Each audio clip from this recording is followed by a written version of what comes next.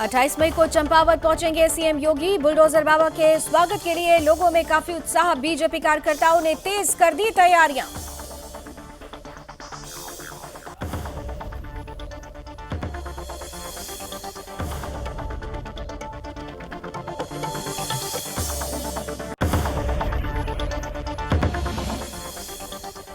उत्तराखंड में आपको बीजेपी ने दिया झटका। कोठियाल अपने समर्थकों के साथ बीजेपी में शामिल। आप में जाने का फैसला बताया गलत। सीएम पुष्कर सिंह धामी का जताया आभार।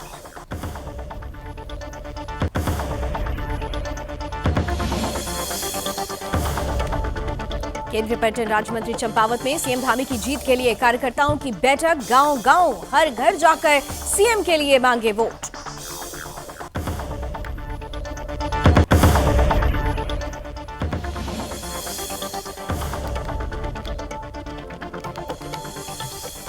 वन कर्मियों के समझाने के बावजूद बेकाबू हुए ग्रामीण। पिंजरे में कैद गुलदार को जलाया जिंदा।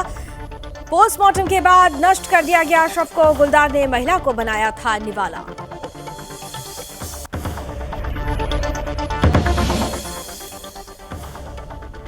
और सितारगंज में परिवहन विभाग की बड़ी कार्रवाई। 12 वाहन किए सीज। अवैध रूप से वाहन चलाने वालों में हड़कांप। खनन में चल रहे वाहनों के खिलाफ कार्रवाई।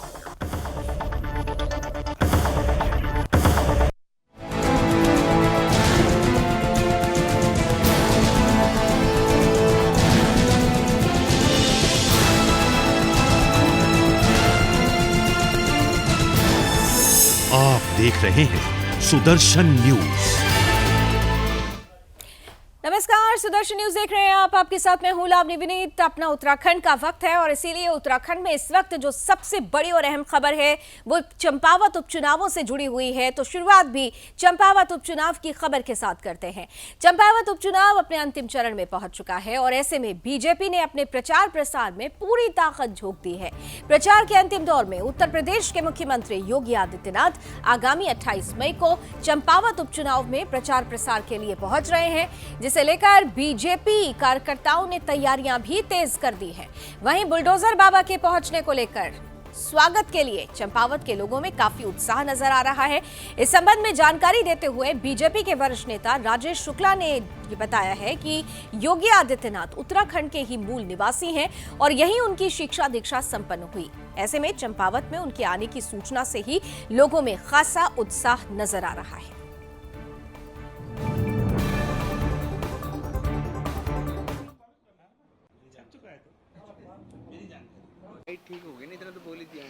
योगी जी का उत्तराखंड से जुड़ा हुआ है, यहीं के मूल निवासी हैं, यहीं के रहने वाले हैं, यहीं उनका जन्म हुआ, यहीं पढ़े हैं, तो निश्चित रूप से उनके आने का एक विशेष प्रभाव पड़ता है। उत्तर प्रदेश के मुख्यमंत्री हैं, वहाँ की जनता तो प्यार करती है, लेकिन उत्तराखंड की जनता उनसे बहुत प्यार करती है और वो टनकपुर बनबसा अपना कार्यक्रम दे रहे हैं मोदी हमारे पुष्कर धामी जी के समर्थन में, तो निश्चित रूप से उसका बड़ा लाभ पार्टी को। किस तारीख को? 28 तारीख को उनका आना है। अब तक 11 बजे की सूचना है। इधर चंपावत विधानसभा उपचुनाव में सीएम धामी को ऐतिहासिक जीत दिलाने के लिए केंद्रीय रक्षा और पर्यटन राज्य मंत्री अजय भट्ट ने भी युवा कार्यकर्ताओं के साथ अहम बैठक की है। चुनाव की रणनीति बनाते हुए युवा मोर्चा कार्यकर्ताओं में जोश भरने की कोशिश की गई। इस संवाद कार्यक्रम में मंत्री अजय भट्ट ने कहा कि सीएम धामी जैसा कर्मठ सीएम मिलना पूरे उत्तराखंड के लिए गौरव की बात है। उन्होंने युवा मोर्चा कार्यकर्ताओं से गांव-गांव हर घर जाकर सीएम धामी के लिए वोट मांगे और 31 मई को चुनाव के दिन बुजुर्ग लोगों को मतदान स्थल तक लाने के लिए कहा। उनका कहना था कि आज खटीमा की जनता सीएम धामी को हराकर पछता रही है। चंपावत की जनता भाग्यशाली है जो उन्हें सीएम धामी जैसा हीरा मिलने जा रहा है। उन्होंने कहा कि सीएम को रिकॉर्ड मतों से जिताना है। कार्यक्रम में कैबिनेट मंत्री सौरभ बहुगुणा, विधायक विनोद कंडारी, अभिनेता हेमंत पांडे समेत कई भाजपा के दिग्गज नेता भी मौजूद रहे।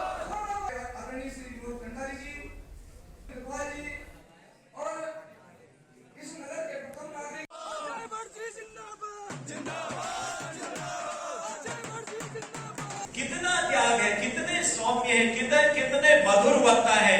सारे लोग हम लोगों ने कहा कि धामी जी इसके लिए लायक हैं और कोई नहीं है। नरेंद्र मोदी जी ने और नड्डा जी ने उस पर मोहर लगाई, हमारे गृह मंत्री जी ने मोहर लगाई, कहा ये सौम्य युवक है। बाय डिफॉल्ट खटीमा में थोड़ी गड़बड़ हुई, लेकिन कैप्टन का हिट विकेट भी होता है, इसका मतलब कैप्टन कमजोर नहीं होता है। उनके गुणों के खातिर, उनके त्याग के खातिर, उनके राष्ट्र प्रेम के खातिर आज देश भर के युवा मोर्चा के लोग धामी जी को जानते हैं। देश भर धर्मेंद्र प्रधान जी युवा मोर्चा के अध्यक्ष थे, धामी जी यहाँ के अध्यक्ष थे, मैं जनरल सेक्रेटरी था। उस समय से लगातार चल रहे हैं। 2 बार हमारे उपाध्यक्ष रहे, जब मैं अध्यक्ष था मेरी टीम में रहे, और जब मैं नेता प्रतिपक्ष था मेरी टीम में, हमारी टीम में हम लोगों ने मिलकर लगातार वो एक नेता की तरफ से काम करते थे। मैं पूरी तरह छोड़ देता था, आपको सब कुछ आता है आज करो। उनका ज्ञान, उनकी नॉलेज, उनका त्याग और उनका डेडिकेशन अपने लिए क्या कर रहे भाई। थोड़ी गलती खटीमा से हो गई, आज सब लोग पछता रहे वहां के, लेकिन मुझे पूर्ण उम्मीद है कि यहाँ चंपावत में गोलू जी ने बुलाए हैं, मां ने बुलाए हैं और युवा मोर्चा के आप लोगों ने और यहाँ की जनता ने बुलाया है। इधर चंपावत विधानसभा उपचुनाव लड़ रहे सूबे के प्रत्याशी पुष्कर सिंह धामी का चुनाव प्रचार करके लौटे मेयर गौरव गोयल ने कहा कि उनकी जीत ऐतिहासिक होगी। चंपावत विधानसभा के दर्जनों कस्बों, शहरों और गांवों में घर घर जाकर प्रचार प्रसार के दौरान क्षेत्र की जनता भारी उत्साहित दिखी है। चुनाव प्रचार के दौरान मेयर गौरव गोयल ने कई सभाओं को संबोधित किया और बनबसा में आयोजित मुख्यमंत्री की विशाल चुनावी जनसभा में भी उन्होंने जनता से भाजपा को वोट देने की अपील की। कई दिनों का जनसंपर्क अभियान पूरा मेयर गौरव गोयल समर्थकों सहित वापस रुड़की लौट आए। उनके साथ चुनाव प्रचार में गए पार्षद नवनीत शर्मा, रमेश चंद्र जोशी ने भी मुख्यमंत्री और भाजपा प्रत्याशी धामी की ऐतिहासिक जीत होने का दावा किया।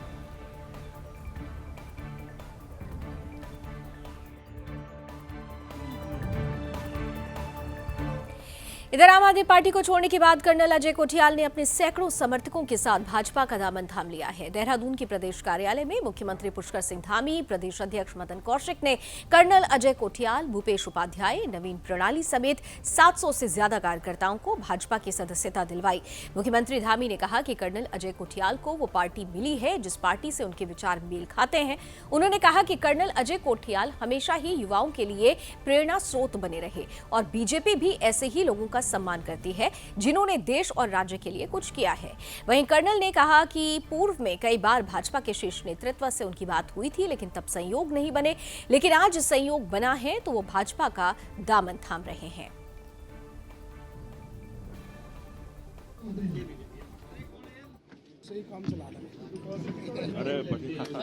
आम आदमी पार्टी के मुख्यमंत्री पद के उम्मीदवार रहे, 2 बार माउंट एवरेस्ट विजेता रहे, कीर्ति चक्र, शौर्य चक्र और विशिष्ट सेवा मेडल, ऐसे बहुत सारे कीर्तिमान इनके नाम हैं। उनके साथ हमारे पूर्व कार्यकारिणी के सदस्य, प्रदेश अध्यक्ष, विधानसभा के प्रत्याशी रहे भाई भूपेश उपाध्याय जी, पूर्व प्रदेश अध्यक्ष, पूर्व प्रदेश सचिव, पूर्व प्रदेश अध्यक्ष दिल्ली अध्यक्ष उत्तराखंड प्रकोष्ठ एवं प्रत्याशी विधानसभा रायपुर नवीन पिरसाली जी, और इनके साथ लगभग आज प्रमुख रूप से 24 पदाधिकारी और 700 से ज़्यादा लोग जो मेन जो अपने पदों पर रहे हैं और उनके सैकड़ों हजारों समर्थकों के साथ आज आपने भारतीय जनता पार्टी की सदस्यता ग्रहण की है। मैं आपका भारतीय जनता पार्टी की सदस्यता ग्रहण करने पर अपनी ओर से, अपनी पार्टी की तरफ से आपका मैं स्वागत करता हूं, अभिनंदन करता हूं कि आप आए। और मुझे खुशी है कि मैं एक सैनिक पुत्र हूं और सैनिक पुत्र के साथ एक सैनिक का मैं आज जो है अपनी पार्टी में स्वागत कर रहा हूं। और स्वभाव से ये जरूर कुछ दिनों तक आप पार्टी में रहे और आप पार्टी को इन्होंने ही उत्तराखंड के अंदर पूरी तरह से सक्रिय करने का काम, उत्तराखंड के कोने कोने में ले जाने का काम कर्नल कोठियाल जी के माध्यम से हुआ। और इनका स्वभाव कभी उस पार्टी के अनुरूप नहीं था कि टिकट, हकीकत तो ये है कि आज वाकई में मुहूर्त है। मैं अपनी बात करूं व्यक्तिगत, यहाँ बैठ कर के इतने सारे कैमरों के सामने, तो मैं जब आम आदमी पार्टी में था या जब मैं केदारनाथ में काम कर रहा था या कभी मैंने कोई अपनी नज़र में अच्छा काम करा होगा, इतने कैमरों के सामने तो मैं कभी भी नहीं रहा हूँ। आज थोड़ी हिचकिचाहट भी हो रही है, लेकिन एक चीज़ बोलूँगा, दिल से सुकून है। कई बार क्या होता है, हम सब इंसान हैं, हमारी उम्र में हम कई बार फैसले लेते हैं, भावना में फैसले ले लेते हैं। कई बार कुछ फैसले सही होते हैं, कभी कभी कुछ फैसले गलत भी होते हैं। लेकिन अगर हम समझदार इंसान हैं और इसे मैं बोलूँगा मिड कोर्स, बीच में जाकर के अगर समझ में आए कि वो फैसला जो हमने लिया था वो सही नहीं है, तो उसकी ना करेक्शन, उसको ठीक करना, मेरे ख्याल से वो भी एक समझदारी की चीज़ होती है। मेरे को बहुत सारे लोगों ने, मेरे बहुत सारे शुभचिंतकों ने ये चीज़ बोलनी शुरू कर दी थी कि हम आपके साथ जरूर हैं, लेकिन पता है ये फैसला जो है ना आपका, आपको जरूर कहीं ना कहीं सोचने में डालेगा। आज इस अवसर पर परिवार में सभी पूरी टीम का मैं हार्दिक स्वागत और अभिनंदन करता हूं और निश्चित रूप से आने वाले समय में और भी ऐसे बहुत लोग होंगे जो लोग भारतीय जनता पार्टी से जिनको प्रेम होगा और आप एक माध्यम बनेंगे, वो सब लोग भी भारतीय जनता पार्टी में आएंगे, उनका भी हम लोग स्वागत करेंगे। पुणे पूरी टीम का मैं हार्दिक स्वागत और अभिनंदन करता हूं। बहुत इधर राज्य सरकार के कर्मचारियों और पेंशनर्स के इलाज के लिए गोल्डन कार्ड की नीति पर कर्मचारी लगातार सवाल उठा रहे हैं। कार्ड बनवाने के साथ ही वेतन और पेंशन से कटौती के बावजूद इलाज की सुविधा नहीं मिल पा रही है, जिससे कर्मचारियों में काफी रोष देखने को मिल रहा है। राज्य कर्मचारी महासंघ और उनके सहयोगी प्रमुख संगठनों ने सरकार से खामियों को दूर करने की मांग की है। स्वास्थ्य मंत्री और महासंघ के साथ बैठक के बाद राज्य स्वास्थ्य प्राधिकरण को आवश्यक निर्देश भी दिए जाते रहे हैं, लेकिन अब भी गोल्डन कार्ड की योजना के संचालन में व्याप्त अव्यवस्थाओं और खामियों को दुरुस्त नहीं किया गया है और अब उत्तराखंड अधिकारी कार्मिक शिक्षक महासंघ की ओर से स्वास्थ्य मंत्री को एक पत्र भेजा गया है। राज्य स्वास्थ्य प्राधिकरण के स्तर से कार्मिकों के हितों की अनदेखी और उपेक्षा का जिक्र करते हुए मासिक अंशदान के बाद भी कार्मिक शिक्षक और पेंशनर्स के साथ किए जा रहे छलावे पर नाराजगी जताई गई है।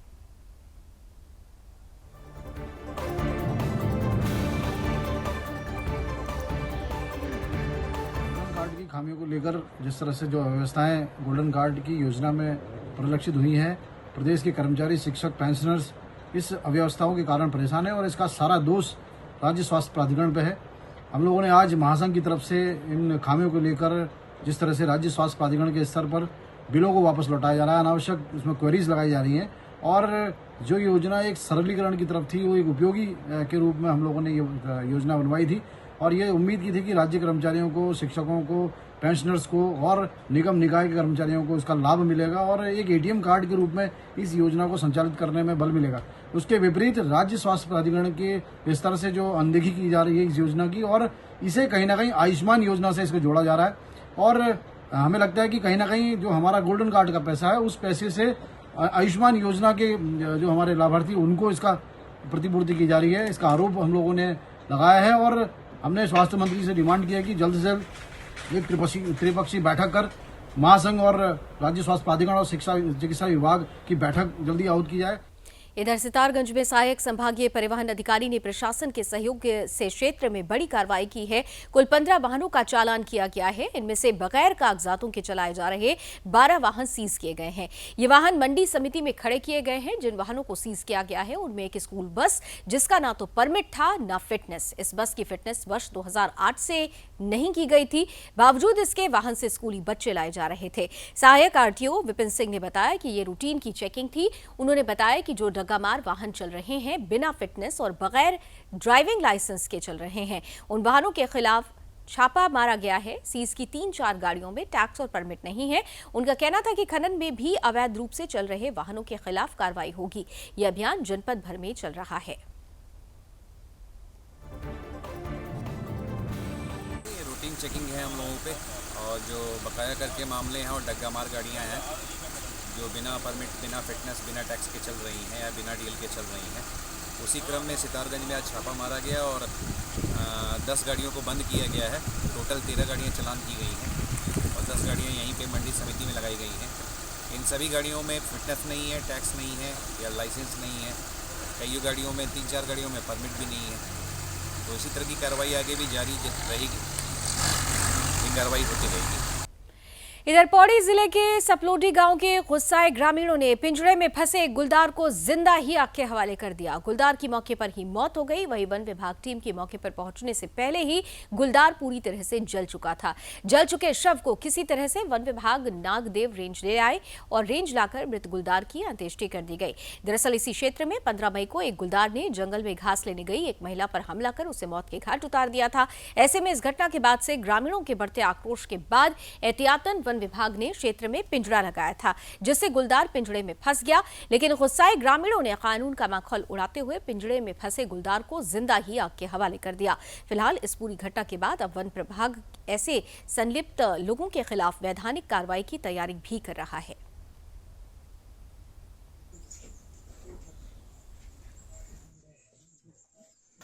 सपलोड़ी गांव है एक पावो के पास। उसमें एक महिला की बाघ द्वारा मृत्यु की सूचना मिली थी, तो उसमें कार्रवाई करते हुए पिंजरा लगाने की, ट्रंकलाइज करने की और बाघ को पकड़ने के लिए सैंक्शन मांगी गई थी और उसके अनुसार कार्रवाई भी की गई थी। आज 24/5/2022 को सुबह के टाइम जब सूचना मिली कि पिंजरे में बाघ कैद हो गया है, उसको पकड़ने के लिए या वहाँ से हटाने के लिए जब वन विभाग की टीम मौके पर पहुँची तो उसका ग्रामीणों ने प्रतिरोध किया। कोई कार्रवाई नहीं करनी थी और बाघ को वहाँ जिंदा ही मौके पर जला दिया। इधर पौड़ी में उच्च शिक्षा सहकारिता मंत्री धन सिंह रावत की अध्यक्षता में विकास भवन सभागार में अधिकारियों के साथ समीक्षा बैठक आयोजित हुई। उन्होंने संबंधित अधिकारियों को निर्देशित किया कि अपने अपने विभागों में संचालित योजनाओं से लोगों को लाभान्वित करें, जिससे वो समय से स्वरोजगार कर अपनी आर्थिक मजबूती बना सके। उन्होंने उद्यान विभाग अधिकारी से पॉली हाउसों की जानकारी लेते हुए निर्देशित किया कि अधिक से अधिक संख्या में पॉली हाउस लगाए जाएं। इस दौरान उन्होंने कृषि विभाग अधिकारी को निर्देशित किया कि जंगली जानवरों से बचाव के लिए घेर बाड़ का प्रयोग करें। उन्होंने प्रत्येक ब्लॉक से 25 किसानों का चिन्हीकरण करते हुए उनको 0% ब्याज की दर पर आर्थिक सहायता प्रदान करने का भी निर्देश दिया। इसके साथ ही महिला और पुरुषों के ऐसे समूह जो कृषि, बागवानी, पशुपालन, मत्स्य, स्थानीय अन्य जुड़े हुए क्षेत्रों में कर्मठता से लगे हुए हैं, उनको 5 लाख रुपए तक की समूह आधारित ऋण योजना से लाभान्वित करने का भी लक्ष्य दिया गया है।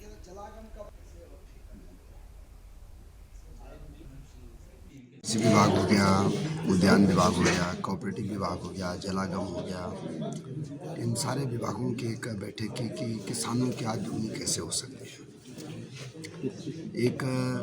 100 हम लोग सेब के बगीचे लगाना चाहते हैं। दूसरा, गांव में जो लोग किसानी कर रहे हैं तो वहाँ बंदरों की दिक्कत है, तो वहाँ घेर बाड़ कैसे हो सकती है। ये सारे विषयों पे चर्चा आज की गई है और मैं कह सकता हूँ कि सरकार का टारगेट ये है कि किसानों की आय दुगनी हमको करनी है और उसके लिए एलाइड विभागों के एक जिलाधिकारी जी हर महीने एक बैठक कर दी रही। और इधर उत्तरकाशी में यमुनोत्री पैदल मार्ग पर बुजुर्ग माता की तबीयत बिगड़ गई। एक बार फिर देवदूत बनकर आया पुलिस का एक जवान। उसने तत्परता दिखाते हुए बुजुर्ग माता को प्राथमिक उपचार और माउथ ब्रीदिंग देकर पालकी के माध्यम से तुरंत यमुनोत्री लाकर उपचार करवाया। अब माता जी का स्वास्थ्य ठीक है। दरअसल रीवा मध्य प्रदेश से अपनी बेटी के साथ यमुनोत्री धाम पर आई हीनावती जायसवाल का ऑक्सीजन लेवल कम होने के कारण अचानक उनकी तबीयत खराब हो गई थी।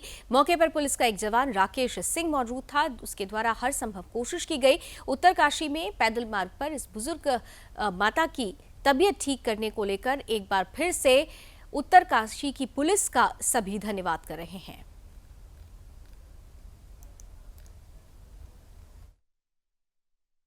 मैं एमपी मध्य प्रदेश रीवा से हूँ और मेरी माता जी श्रीमती हीरावती जायसवाल हैं, जो यात्रा के दौरान उनकी तबीयत खराब होने के बाद कांस्टेबल राकेश जी मेरी बहुत मदद की है और मैं उत्तराखंड पुलिस के बहुत बहुत आभार हूँ कि उन्होंने इतनी जल्दी मेरी माता जी को एडमिट करवाया।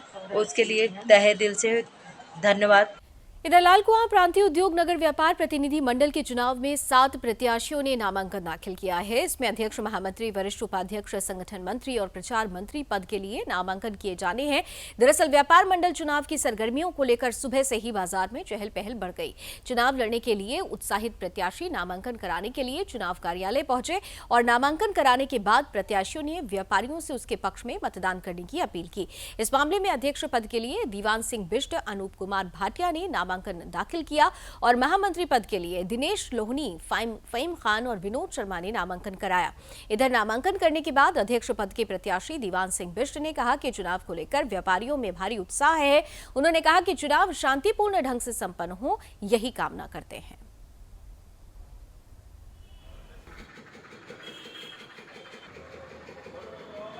चुनाव की प्रक्रिया को आगे बढ़ाते हुए नामांकन हो गया। आज नामांकन जमा करने की है, कल इसकी जांच और नाम वापसी होगा। उसके पश्चात अंबेडकर नगर वार्ड नंबर 1 में शांतिपूर्ण मतदान के लिए, क्योंकि बड़ा स्थल है, सारे लोग उसमें, मीडिया वाले भी, प्रिंट मीडिया, इलेक्ट्रॉनिक मीडिया और जितने भी व्यापारी भाई हैं वो शांतिपूर्वक आके बाहर बैठ भी सकते हैं, क्योंकि 40-50 कुर्सियां भी लगेंगी। और अंदर मतदान 3 जगह डिवाइड होगा, 3 पेटियाँ, सभी जो 10 कैंडिडेट हैं उनके लिए 3 जगह मतदान होगा। मतलब पोलिंग कर्मी 3 जगह बैठेंगे और ताकि मतदान शांतिपूर्वक और नियमानुसार हो सके। इस लालकुआं में व्यापार मंडल के चुनाव का जो उत्सव चल रहा है, इसमें सभी मतदाता एवं जो हमारे दिन रात लग के इस चुनाव को संपन्न किया, चुनाव अधिकारी का मैं धन्यवाद करूंगा। पहले तो सर्वप्रथम जो दिन और रात लगे पड़े हैं इसमें, अपना काम धाम दुकान छोड़ के सब इसमें लगे पड़े हैं, इसमें चुनाव के हमारे संपन्न कराने की ओर। और मैं सभी मतदाताओं का भी आभार व्यक्त करता हूँ। बड़ा उत्साह है मतदाताओं में और व्यापारी अपनी सरकार को चुनेंगे और एक अच्छी सरकार चुनेंगे, मुझे विश्वास है। अच्छा मतदान होगा, मतदान भी 100% होने की उम्मीद है। व्यापारी में बड़ा उत्साह है कि जिसने काम किया है काम करेंगे, झूठे वादे नहीं करेंगे। झूठे जो चर्चाएं हैं का बाजार है, उस पर हमने विराम लगाया है, करने की कोशिश की है। लोगों ने लिखा है अपील में कि व्यापार मंडल का पैसा अपने गारंटी में लगाया है।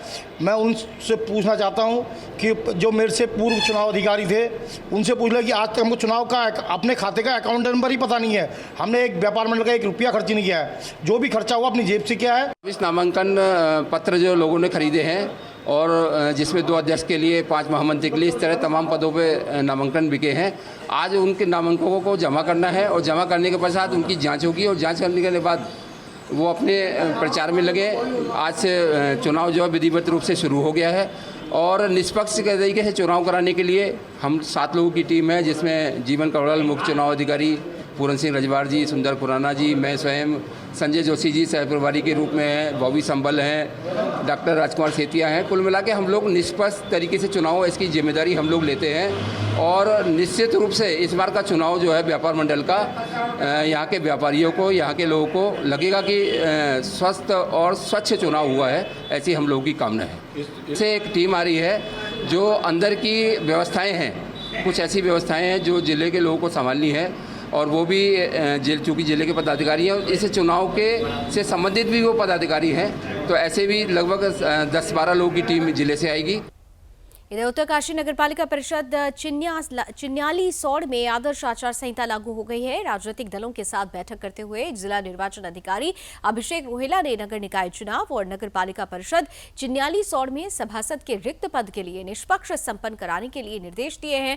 उन्होंने कहा कि निर्वाचन की घोषणा हो चुकी है और इसलिए नगरपालिका परिषद चिन्याली सौड़ में आदर्श आचार संहिता प्रभावी हो गई है। सभी राजनीतिक दल आदर्श आचार संहिता का अनुपालन करना सुनिश्चित करें। उन्होंने कहा कि सभी राजनीतिक दल सभा अथवा जुलूस निकालने से पूर्व अनुमति लेंगे और सरकारी सार्वजनिक स्थानों पर बैनर, पोस्टर, होर्डिंग नहीं लगाए जाएंगे।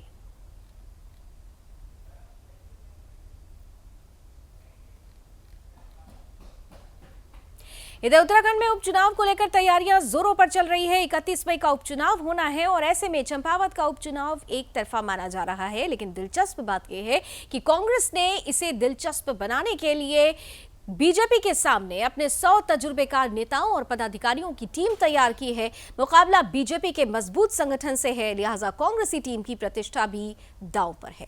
रिपोर्ट देखिए। चंपावत उपचुनाव में अब ज्यादा दिन नहीं रह गए हैं। 31 मई को उपचुनाव होने वाला है।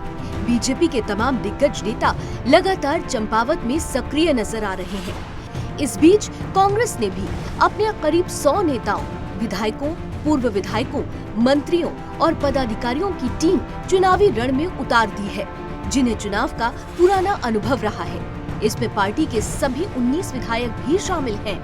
प्रदेश अध्यक्ष करण माहरा और पूर्व सीएम हरीश रावत भी चंपावत में निर्मला गैतोड़ी के लिए वोट मांगते नजर आ रहे हैं। देखिए, मुझे लगता है भारतीय जनता पार्टी का जो डर है वो इस तरीके की बातें करने पे भाजपा को मजबूर कर रहा है, क्योंकि आप देखिए कि मुख्यमंत्री जी जो प्रदेश के मुखिया हैं उनका चुनाव है और वो चुनाव लड़ रहे हैं वहाँ से, और वो जिस कैंडिडेट को डमी कैंडिडेट बता रहे हैं निर्मला गैतोड़ी जी, उनके सामने वो इतना डरे हुए हैं कि स्टार प्रचारकों की सूची है, पूरा सरकार से लेकर संगठन तक सब चंपावत में बैठे हुए हैं।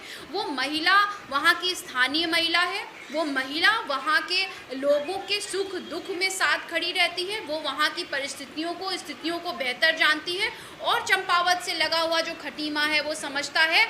वहाँ के 2 बार जनप्रतिनिधि रहे पुष्कर सिंह धामी जी, लेकिन वहाँ पे उन्होंने कोई कार्य नहीं किया, इसीलिए खटीमा की जनता ने उन्हें नकारने का कार्य किया है। और चंपावत की जनता को भी एहसास है कि मुख्यमंत्री जी जब जनप्रतिनिधि रह के खटीमा के लिए कुछ नहीं किया है तो वो चंपावत के लिए क्या करेंगे। अगर चंपावत को भाजपा को मुख्यमंत्री ही देना था तो कैलाश गैतोड़ी जी जिसको जो उस क्षेत्र की जनता ने चुन करके भेजा था उसको क्यों नहीं आपने मुख्यमंत्री बना दिया। तो ये सिर्फ बातें करते रह जाएंगे, और मुझे लगता है निर्मला गैतोड़ी जी पुष्कर सिंह धामी जी को हरा के खटीमा का जो इतिहास है उसे दोहराने का कार्य। चंपावत में अपनी जीत को लेकर पहले से ही आश्वस्त बीजेपी कह रही है कि कांग्रेस को सीएम के सम्मान में चुनाव ही नहीं लड़ना चाहिए था। अब अगर मैदान में उतर ही गए हैं तो कांग्रेस को अपना अस्तित्व पता चल ही जाएगा। चंपावत विधानसभा उपचुनाव में भारतीय जनता पार्टी के प्रत्याशी मुख्यमंत्री श्री पुष्कर सिंह धामी जी के पक्ष में एक तरफा चुनाव की स्थिति है। कांग्रेस ना तो प्रत्याशी स्तर पर और ना ही संगठन स्तर पर भारतीय जनता पार्टी के सामने कहीं टिक रही है। श्री धामी जो चंपावत से हमारे प्रत्याशी हैं, उन पर चंपावत की जनता और पूरे प्रदेश की जनता की विकास को लेकर नज़रें हैं, और जिस प्रकार से धामी जी काम कर रहे हैं उससे जनता बहुत संतुष्ट है। दूसरी ओर जहाँ तक कांग्रेस का सवाल है तो भारतीय जनता पार्टी का जो संगठन है वो अपने आप में बहुत मजबूती से और बहुत तरीके से काम कर रहा है, जबकि कांग्रेस का संगठन कहीं दिखाई नहीं दे रहा। भारतीय जनता पार्टी के स्टार प्रचारकों में उत्तर प्रदेश के माननीय मुख्यमंत्री योगी आदित्यनाथ जी, केंद्रीय मंत्री माननीय अनुराग ठाकुर जी, श्रीमती स्मृति ईरानी जी और हमारे प्रदेश के प्रभारी माननीय श्री दुष्यंत गौतम जी सहित कई वरिष्ठ नेता हैं, और साथ ही हमारे प्रदेश अध्यक्ष श्री मदन कौशिक जी और प्रदेश महामंत्री संगठन श्री अजय कुमार जी चुनाव को पूरी तरह से देख रहे हैं। आप पार्टी की बात है, वो बड़े बड़े दावे लेकर आए थे, और मैं हमेशा मुझसे जो है पता नहीं क्या था कि पत्रकार बंधुओं के बीच में से एक ही प्रश्न पूछा जाता था, वो कांग्रेस पार्टी हमारे बात की पार्टी थी, वहां उसके बारे में नहीं पूछते थे। हर बार मुझसे पूछते थे कि आप पार्टी आ गई है, आप पार्टी आ गई है। तो मैं पता क्या कहता था, अगर किसी के पास मेरे पुराने स्टेटमेंट हो तो उसमें से अगर निकालिएगा, मैं हर बार ये कहता था कि हमारा ये पर्यटन प्रदेश है, इनका एजेंडा केवल चुनाव है। बहरहाल चंपावत चुनाव धीरे धीरे चरम की ओर बढ़ रहा है। भाजपा अपने मजबूत संगठन के दम पर जीत का दावा कर रही है, तो ऐसे में कांग्रेस की विशेष टीम क्या कर पाएगी ये देखना बहुत दिलचस्प होगा। उत्तराखंड से कृष्णा कुमार के साथ ब्यूरो रिपोर्ट, सुदर्शन न्यूज। और चलिए इसी के साथ अपना उत्तराखंड में अभी बस इतना ही। देश और दुनिया की तमाम खबरों के लिए आप जुड़े रहिए सुदर्शन न्यूज के साथ। जय हिंद।